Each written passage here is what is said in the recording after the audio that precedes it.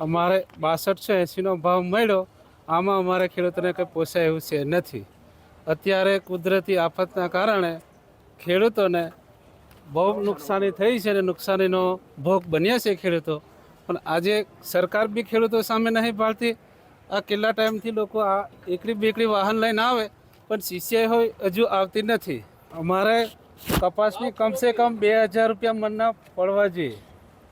અત્યારે તેલનો ડબ્બો લેવા જઈએ તો 2200 રૂપિયા, અને અમારા મણના કપાસના 1200 રૂપિયા પડે.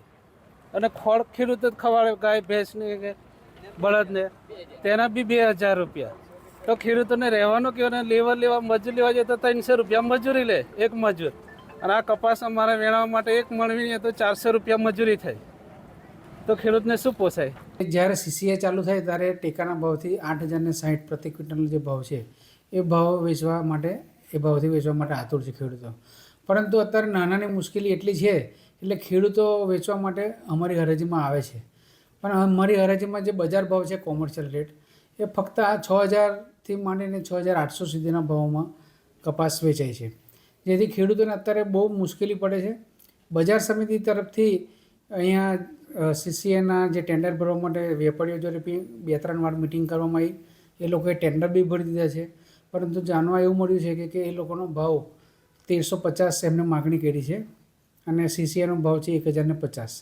એટલે એના માટે નેગોશિએશનની કાર્યવાહી ચાલુ છે, પણ નેગોશિએશન હજુ સીસીઆઈ જોડે એ લોકોનું થયું નહીં અને એ લોકો એગ્રીમેન્ટ કરતા નથી. એગ્રીમેન્ટ નથી કરતા એટલે એ લોકો સીસીઆઈવાળા કોઈ જીનમાં કપાસની ખરીદી કરીને જોબર કરાવતા નથી.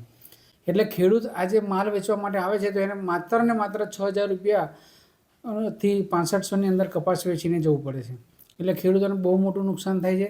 તો અમારે બજાર સમિતિને એવું છે કે વેપારીઓ, જીનર્સો અને સીસીઆઈ એ લોકો પરામર્શ કરીને વહેલામાં વહેલી તકે એનું નિરાકરણ લાવે અને ખેડૂતોને જે સરકારે ટેકાનો ભાવ જાહેર કરેલો છે 8060 એ ભાવથી એ લોકો માલ વેચે. અને અત્યારે કુદરત બી હોનારત થઈને આકસ્મિક વરસાદ આવી ગયો અને ખેડૂતોને ઘણું નુકસાન થયું છે. એટલે અત્યારે પણ અમારું એવું છે કે સરકાર પણ આમાં ઇન્ટરફિયર થઈ વેપારીઓ સાથે પરામર્શ કરી અને યોગ્ય નિર્ણય લાવીને વહેલામાં વહેલી તકે સીસીઆઈની ખરીદી ચાલુ થાય તો આ આદિવાસી વિસ્તારના ખેડૂતો બિચારાઓ જે લૂંટાઈ રહ્યા છે એમને સાચો ન્યાય મળે અને સાચો ભાવ મળે.